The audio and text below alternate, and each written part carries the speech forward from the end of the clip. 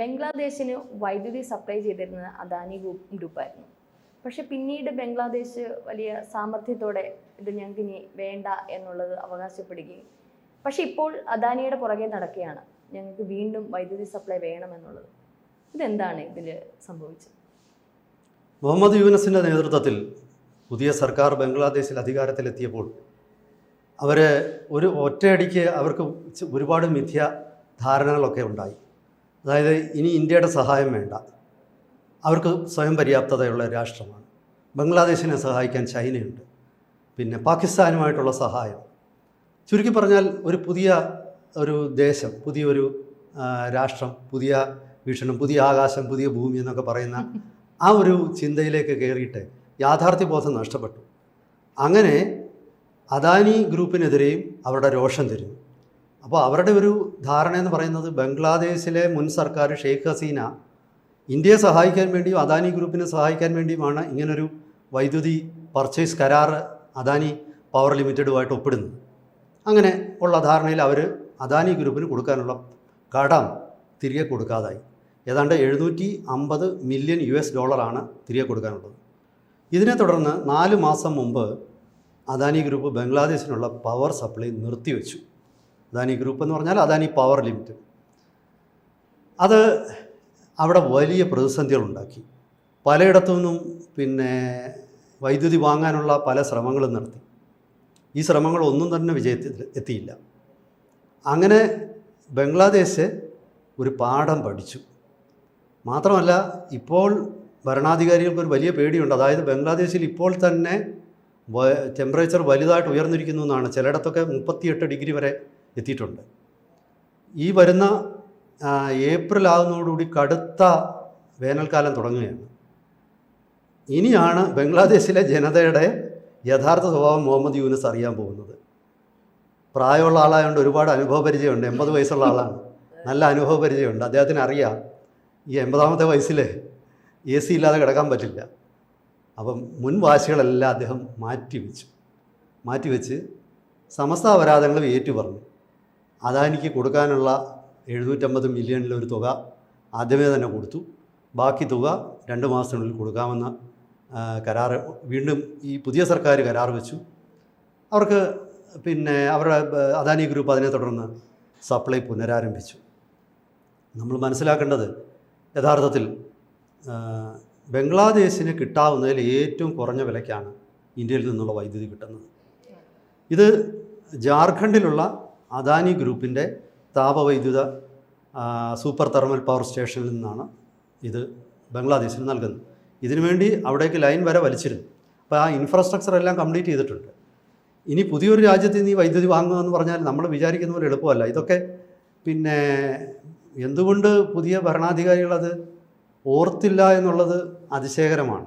ഒരാവേശത്തിന് ചെയ്താൽ പിന്നെ 10 ആവേശം വന്നാൽ അത് തിരികെ കിട്ടത്തില്ല. ഇതാണിപ്പോൾ ഇവിടെ സംഭവിച്ചിരിക്കുന്നത്. കാരണം ഇപ്പോൾ ലഭിച്ചുകൊണ്ടിരിക്കുന്ന വൈദ്യുതി മുടങ്ങിക്കഴിഞ്ഞപ്പോഴേക്കും ബംഗ്ലാദേശിൽ വൈദ്യുതി ക്ഷാമം വന്നു. അതിനെ തുടർന്ന് പല പ്രശ്നങ്ങൾ വന്നു. മാത്രമല്ല, ഈ വ്യവസായശാലകൾ പ്രവർത്തിക്കണം. ഈ ഒരു ഷെയ്ഖ് ഹസീന ഇരുന്ന കാലഘട്ടത്തിൽ ലോകത്തിൽ ഏറ്റവും കൂടുതൽ ഗാർമെൻറ്റ് മാനുഫാക്ചർ സെൻ്ററുകളുള്ള ഒരു രാജ്യമാണ്. ഏറ്റവും കൂടുതലുള്ള രാജ്യങ്ങളിൽ ഒന്നാണ് ബംഗ്ലാദേശ്. അപ്പോൾ ഞാൻ പറഞ്ഞു കേട്ടിട്ടുണ്ട്, ഈ ധാക്കയിലൊക്കെ വൈകിട്ട് ഒരു ഫാക്ടറി വിട്ടു കഴിഞ്ഞാൽ ജനം ഇങ്ങനെ നദി പോലാണ് റോഡിലൂടെ ഒഴുകുന്നത്. കാരണം ലക്ഷക്കണക്കിന് ആൾക്കാർക്ക് ജോലി ഉണ്ടായിരുന്നു. ഷെയ്ഖ് ഹസീന ഇരുന്നപ്പോൾ ബംഗ്ലാദേശ് താരതമ്യേന സാമ്പത്തിക സ്ഥിരത നേടിയെടുക്കുകയും ചെയ്തു. ഏതാണ്ട് ഇന്ത്യയുടെ അടുത്ത് വരെ എത്തുന്ന ഗ്രോത്ത് റേറ്റ് ഉണ്ടായിരുന്നു. അതെല്ലാം കളഞ്ഞിട്ടാണ് ഈ ഒരു വിഭാഗം ജനങ്ങൾ സ്വാതന്ത്ര്യത്തിന് വേണ്ടി, സ്വാതന്ത്ര്യം തന്നെ ജീവിതം, സ്വാതന്ത്ര്യം തന്നെ അമൃതം എന്നൊക്കെ പറഞ്ഞ് തെരുവിലിറങ്ങി. ഇപ്പോൾ സ്വാതന്ത്ര്യവും ഇല്ല, പൈസയും ഇല്ല. അവർ വീണ്ടും തിരിച്ച് അദാനിയുടെ അടുത്ത് തന്നെ വന്നു. ചൈനയായിട്ട് പുതിയ കരാർ വെക്കാൻ നോക്കി, നടന്നില്ല. മറ്റു പല എവിടുന്നെങ്കിലും കൊണ്ടുവരാൻ നോക്കി, അതും നടന്നില്ല. തിരികെ ഇന്ത്യയിലെത്തി. ഓർത്തിരിക്കേണ്ട ഒരു കാര്യം, ഇത് ബംഗ്ലാദേശ് സേനാ മേധാവി വക്കാർ ഉസ്മാൻ അദ്ദേഹം എപ്പോഴും പറയാറുണ്ട്, ബംഗ്ലാദേശിന് ഇന്ത്യയിൽ നിന്ന് വേറിട്ടൊരു നിലനിൽപ്പില്ല. കാരണം 3 ഭാഗത്തും ഇന്ത്യയാൽ ചുറ്റപ്പെട്ട് കിടക്കുന്ന ഒരു രാഷ്ട്രമാണ് ബംഗ്ലാദേശ്. ഒരു ഭാഗത്ത് കടലും, ബേ ഓഫ് ബംഗാൾ. ഇങ്ങനെയുള്ള ഒരു രാഷ്ട്രത്തിന് പ്രത്യേകിച്ച് നിരന്തരം പ്രകൃതിക്ഷോഭം ഉണ്ടാകുന്ന ഒരു രാജ്യമാണ് ബംഗ്ലാദേശ്. പല കാര്യങ്ങളും ഇന്ത്യയുടെ സഹായം വേണ്ടി വരും. ഒരു ഹോസ്പിറ്റലിൽ പോകണമെങ്കിൽ പോലും പലപ്പോഴും ഇന്ത്യയിലേക്ക് വളരെ വേഗത്തിൽ എത്തിക്കഴിഞ്ഞാൽ കൊൽക്കത്തയിലോ അഗർത്തലയിലോ ഒക്കെ എത്തിക്കഴിഞ്ഞാൽ ആ രോഗി രക്ഷപ്പെടാനാണ് സാധ്യത. അപ്പോൾ ഇങ്ങനെയുള്ള ഒരുപാട് ബന്ധങ്ങൾ വേണ്ട ഒരു സുപ്രഭാതത്തിൽ നമ്മുടെ മതമല്ല അത് അവർ ഹിന്ദുക്കളുടെ രാഷ്ട്രത്തിൽ നിന്ന് നമുക്കൊന്നും വേണ്ട എന്നുള്ള ഒരൊറ്റ തീരുമാനത്തിൽ ഒരൊറ്റ ആവേശത്തിൽ എടുത്ത് ചാടിയതാണ്. ഇവിടെ ശരിക്കും പറഞ്ഞാൽ ബംഗ്ലാദേശിന് മുടക്കമില്ലാതെ വൈദ്യുതി കൊടുക്കാൻ പറ്റുന്ന ഒരു കമ്പനിയാണ് അദാനി പവർ. കാരണം ഇന്ത്യയിലെ സ്വകാര്യ മേഖലയിലെ ഏറ്റവും വലിയ ഉൽപ്പാദകരാണ് അവർ. 15,000 മെഗാവാട്ടിലധികം ഉൽപ്പാദിപ്പിക്കുന്നുണ്ട്. നല്ല രീതിയിൽ സോളാർ വൈദ്യുതി അവർ ഉൽപ്പാദിപ്പിക്കുന്നുണ്ട്. സ്വാഭാവികമായിട്ടും അവരെ സംബന്ധിച്ചിടത്തോളം അവർക്ക് മെച്ചമാണ്. അത് നമ്മൾ മറച്ചു നോക്കേണ്ട കാര്യമില്ല. സ്ഥിരമായി ഈ പറയുന്ന 1500 മെഗാവാട്ട് ഉൽപ്പാദിപ്പിക്കുന്ന ഒരു സ്റ്റേഷനിൽ നിന്ന് സ്ഥിരമായിട്ട് ഒരാൾ വൈദ്യുതി വാങ്ങുന്നു എന്ന് പറയുന്നത് തന്നെ ആ കമ്പനിയുടെ തീർച്ചയായിട്ടും മെച്ചമാണ്. അപ്പോൾ സ്വാഭാവികമായിട്ടും ഇപ്പം നമ്മൾ ഒരു സാധാരണ ഒരു കടയിൽ പോയി സ്ഥിരമായി സാധനങ്ങൾ വാങ്ങിച്ചാൽ ചെറിയൊരു ഡിസ്കൗണ്ട് നമുക്ക് ആവശ്യപ്പെടാം. അതുപോലെ തന്നെ അപ്പം ചെറിയ ഡിസ്കൗണ്ട് അവർക്ക് കിട്ടുകയും ചെയ്തിട്ടുണ്ട്. പിന്നെ മാത്രമല്ല പണം കൊടുക്കുന്നതിൽ ബംഗ്ലാദേശിന് കുറച്ച് സാവകാശം ഉണ്ടാവും. കാരണം ഇന്ത്യയും ബംഗ്ലാദേശും തമ്മിലുള്ള നല്ല ബന്ധങ്ങൾ കാരണം ഷെയ്ഖ് ഹസീന ഉണ്ടായിരുന്ന കാലഘട്ടത്തിൽ ഒരിക്കലും വൈദ്യുതിക്ക് മുടക്കം സംഭവിക്കില്ലായിരുന്നു. ഇനി അദാനിയുടെ പ്രൊഡക്ഷൻ സെൻറ്ററിൽ എന്തെങ്കിലും കുഴപ്പം സംഭവിച്ചാൽ ഭാരത സർക്കാർ പൊതുമേഖലയിൽ നിന്നും വൈദ്യുതി ഈ ഗ്രിഡിലോട്ട് കടത്തിവിട്ട് ബംഗ്ലാദേശിന് മുടക്കമില്ലാതെ വൈദ്യുതി കൊടുക്കുമായിരുന്നു. പക്ഷേ ഇതൊക്കെ ഒരു സുപ്രഭാതത്തിൽ മറന്നുപോയി. എന്നിട്ട് ചൈനയാണ് ആശ്രയിച്ചത്. ചൈന എന്ന് പറയുന്നത് ഇന്ത്യയെ പോലെ അല്ല. ചൈന വളരെ കർശന നിലപാടുകളുള്ള ഒരു രാഷ്ട്രമാണ്. പല രാജ്യങ്ങളിലും വികസന പ്രവർത്തനങ്ങൾ നടത്തും, എല്ലാം ചെയ്യും. പക്ഷെ കൊടുക്കുന്ന പൈസ വ്യത്യാസമില്ലാതെ പലിശ ഉൾപ്പെടെ കൃത്യസമയത്ത് തന്നെ വാങ്ങിച്ചിരിക്കും. കൊടുത്തില്ലെങ്കിൽ ചൈനീസ് പട്ടാളം വന്നത് പിടിച്ചെടുക്കും. ശ്രീലങ്കയുടെ കാര്യം അങ്ങനെയാണ്. ശ്രീലങ്കയിലെ ഹമ്പൻതോട്ട എന്ന് പറയുന്ന തുറമുഖം അത് വികസിപ്പിക്കാൻ ചൈന വലിയൊരു തോതിൽ സഹായം ചെയ്തു. എന്നിട്ട് അവസാനം ശ്രീലങ്കയുടെ സാമ്പത്തിക പ്രതിസന്ധി എത്തിയപ്പോൾ ശ്രീലങ്കയ്ക്ക് ഈ തുക തിരികെ അടയ്ക്കാൻ സാധ്യമല്ലാതായി. അങ്ങനെ വിഷമിച്ച് നിന്നപ്പോൾ ചൈന പ്രത്യേകിച്ചൊന്നും കട നീട്ടിക്കൊടുക്കാനൊന്നും തയ്യാറായില്ല. അടവ് പീരീഡ് അന്നേരം തന്നെ തിരിച്ചു കൊടുക്കണം. അല്ലെങ്കിൽ ചൈന തന്നെ ഒരു നിർദ്ദേശം വെച്ചൊരു കാര്യം ചെയ്യും, 99 കൊല്ലത്തേക്ക് ഞങ്ങൾക്ക് ഓപ്പറേറ്റിംഗ് റൈറ്റിംഗ് ഇതാ. അവസാനം ശ്രീലങ്ക അത് ചെയ്തു. ഈ തുറമുഖം പ്രവർത്തിപ്പിക്കാനുള്ള 99 കൊല്ലത്തെ അവകാശം ചൈനയ്ക്ക് കൊടുക്കേണ്ടി വന്നു. മാത്രമല്ല ചൈനീസ് പട്ടാളം അവിടെ വന്നിറങ്ങി, ചൈനീസ് നേവി അവിടെ വന്നു, ചൈനയുടെ നേവൽ ഷിപ്പ് അവിടെ വന്നു. ഉടനെ ഇന്ത്യയുടെ പ്രതിഷേധമായി. ചുരുക്കി പറഞ്ഞാൽ ഇതൊരു ഒരു പരിഹാരമില്ലാത്ത ഒരു പ്രശ്നമായിട്ട് ശ്രീലങ്കയ്ക്ക് ഇപ്പോഴും തുടരുകയാണ്. ശ്രീലങ്കയ്ക്ക് കൃത്യമായിട്ട് അറിയാം ചൈനയുടെ ബുദ്ധി എന്താണ്, ചൈന എന്താണ് തീരുമാനിക്കുന്നത്. അതുകൊണ്ട് അവരധികം അങ്ങോട്ട് അടുക്കത്തില്ല. ഇപ്പോൾ അവർ അത് തിരിച്ചറിഞ്ഞു. പക്ഷെ പോയത് പോയി. ഹമ്പൻതോട്ട തുറമുഖം ഇനി ചൈനയുടെ കയ്യിൽ നിന്ന് പിടിച്ചെടുക്കാനൊന്നും പറ്റില്ല. ഈ ശ്രീലങ്കൻ പട്ടാളത്തിൽ എന്ത് ചെയ്യാനാ?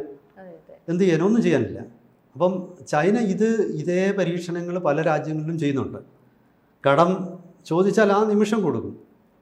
തിരിച്ചു വാങ്ങിക്കാനൊക്കെ ചൈനയ്ക്ക് അറിയാം, ചില പലിശക്കാരുടെ കൂട്ട്. അതിപ്പോൾ ബാങ്കിൽ നമ്മൾ ചെന്ന് ലോണ്, ഇന്ത്യ ബാങ്ക് പോലെ കൃത്യമായിട്ടുള്ള കാര്യങ്ങളൊക്കെ സമർപ്പിച്ചാലേ നമ്മൾ പൈസ കൊടുക്കുള്ളൂ. പക്ഷേ നമ്മൾക്കൊരു സാവകാശമൊക്കെ കൊടുക്കും നമ്മൾ. പക്ഷെ ചൈനയ്ക്ക് അങ്ങനെയൊന്നുമില്ല. ഈ ബ്ലേഡ് കമ്പനിക്കാരുടെ കൂട്ടാണ്. നമ്മൾ ചെന്ന് ചോദിച്ചാൽ ഉടൻ തന്നെ പണം കിട്ടും. പക്ഷേ ആ പണം എങ്ങനെ തിരിച്ചു വാങ്ങിക്കും എന്നുള്ളത് ചൈന തീരുമാനിച്ചിട്ടുണ്ട്. അതിന് നിയമപരമായ മാർഗങ്ങളൊന്നുമില്ല.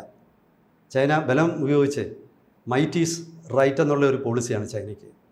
എന്തായാലും ബംഗ്ലാദേശിന് ഇപ്പോൾ കാര്യം മനസ്സിലായി. ബെറ്റർ ലേറ്റ് ദാൻ നെവർ എന്നുള്ളതാണ് ഒരു തത്വം. ഇപ്പോൾ ബംഗ്ലാദേശ് ഇന്ത്യയുടെ കയ്യിൽ നിന്ന് വൈദ്യുതി വാങ്ങിക്കാൻ തുടങ്ങി, അദാനിയുടെ കയ്യിൽ നിന്ന് വൈദ്യുതി വാങ്ങിക്കാൻ തുടങ്ങി. ഓൾറെഡി അവർക്കൊരു വീതം കൊടുത്തു. ഭാവിയിൽ കൃത്യമായി അതും ബംഗ്ലാദേശ് പവർ ഡെവലപ്മെൻറ്റ് അതോറിറ്റി ഉറപ്പ് കൊടുത്തിട്ടുണ്ട്. അതായത് ഭാവിയിൽ കൃത്യമായി എല്ലാ മാസവും വാങ്ങിക്കുന്ന വൈദ്യുതിയുടെ തുക കൊടുക്കുന്നതായിരിക്കും. ഇത്രയും സാമ്പത്തിക പ്രതിസന്ധിയിലും കാരണം വൈദ്യുതി അവർക്ക് മുടക്കാൻ പറ്റത്തില്ല. കാരണം രാഷ്ട്രത്തിൻ്റെ ഇപ്പോഴുള്ള വ്യവസായശാലകൾ പോലും പിന്നെ പ്രവർത്തിക്കത്തില്ല. ജനകീയ പ്രക്ഷോഭങ്ങൾ ഉണ്ടാകും, ജനരോഷം ഉണ്ടാകും. ഇതൊക്കെ വീണ്ടും ഒരു പ്രതിസന്ധിയെ ഒന്ന് ശ്രമിച്ചു നോക്കി. ഇതൊക്കെ ആരോ കൊടുക്കുന്ന തെറ്റായ ഉപദേശങ്ങളായിരിക്കണം. പക്ഷേ എന്നിരുന്നാലും ഈ ലോകമറിയുന്ന സാമ്പത്തിക വിദഗ്ധനും നൊബേൽ സമ്മാന ജേതാവുമൊക്കെ ആയ മുഹമ്മദ് യൂനുസിന് ഇത്തരം പാളിച്ചകൾ മണ്ടത്തരങ്ങളെന്ന് തന്നെ ഞാൻ പറയും. അയാൾ ചെയ്യാൻ പാടില്ലായിരുന്നു എന്നുള്ളതാണ് അയാളിൽ നിന്ന് പ്രതീക്ഷിക്കുന്ന അല്ലതും. പക്ഷേ എന്ത് ചെയ്യാനാണ്, സംഭവിച്ചു. ഭാവിയിൽ ഇന്ത്യയുമായിട്ട് കൃത്യമായ കരാറുകൾ ഉണ്ടാക്കി കൃത്യമായ ഒരു നല്ല ബന്ധം തുടരുന്നത് ബംഗ്ലാദേശിനും ഇന്ത്യക്കും ഒരുപോലെ നന്നാവുകയും north east Asia south east ഏഷ്യയിൽ തന്നെ അത് പോസിറ്റീവ് ഇമ്പാക്റ്റ് ഉണ്ടാക്കുകയും ചെയ്യുമെന്നാണ് എനിക്ക് തോന്നുന്നത്. അതിൻ്റെ ഒരു ഉദാഹരണമാണ് ഈ വിഷയം. കൂടുതൽ വാർത്തകളും വിശേഷങ്ങളും നിങ്ങളിലേക്ക് എത്താൻ ABC മലയാളം സബ്സ്ക്രൈബ് ചെയ്യുക, ബെൽ ബട്ടണും അമർത്തുക.